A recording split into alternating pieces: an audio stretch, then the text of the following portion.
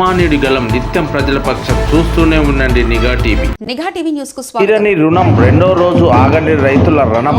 రేవంత్ రెడ్డి రుణ మాఫీ మోసంపై శివయాత్రలు, దిష్టి బొమ్మల దహన ధర్నాలు రాష్ట్ర ప్రభుత్వం దద్దరిల్లుతోంది. ఆదిలాబాద్ జిల్లా తలమరుగు మండలం రుణ్యాడై గ్రామంలో రేవంత్ రెడ్డి శివయాత్ర నిర్వహించారు.